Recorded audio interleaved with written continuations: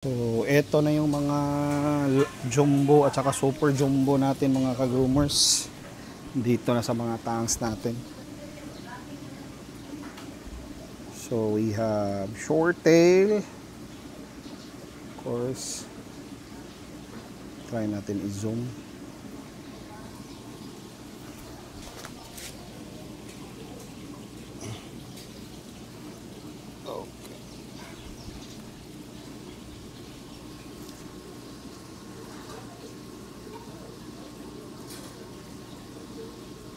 We have Ryuken. Dito lang muna mga groomers, medyo hirap, may puno kasi.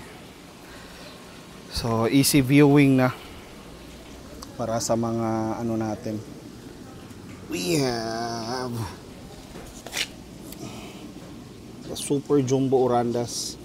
Kakalinis ko lang ng tank, lumot na naman.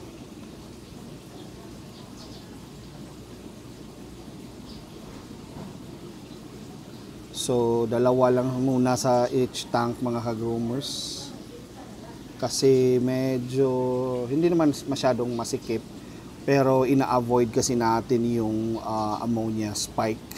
Just in case ba. Pero sa mga katulad nitong mga isda na to, hindi na kasi ako nagpa-power feeding. Medyo kontento na ako sa mga katawan nila for release. So, most of them are material. Ito yung mga super jumbo ko. Material grade, i-double check ko pa. Pero again, to set expectation sa mga buyers natin in the future, it's a little bit pricey siya mga ka-groomers. Even though kahit local lang.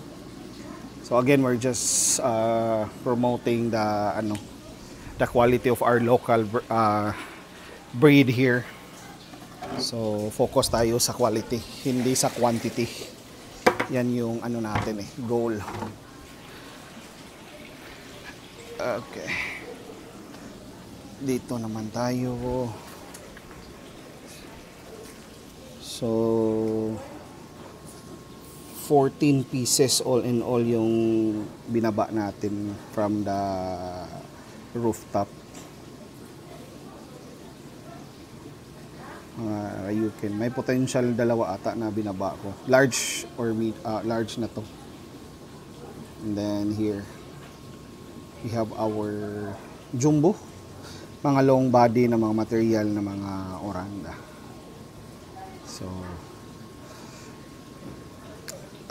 hopefully tuloy-tuloy itong mga ano natin, mga magagandang local breed natin ng mga isda. So continue on learning lang every day, of course. Ito mostly mga male tong long tail na oranda, ang tataas ng katawan at saka ang tagal kumapal yung katawan talaga pag mga long body.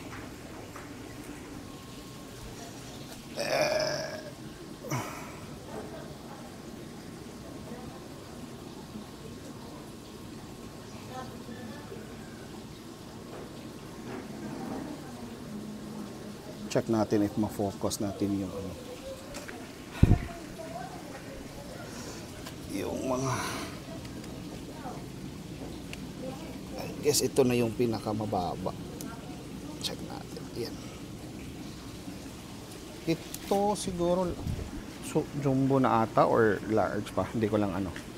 Pero again, hindi naman importante sa atin yung size. First talaga is sa quality tayo nakafocus. So, aanhin mo man yung malaking isda kung medyo hindi ka naman satisfied or hindi naman satisfied si buyer sa quality. So, quality talaga yung nauuna.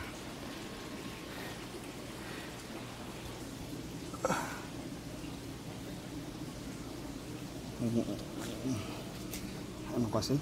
Ang init na.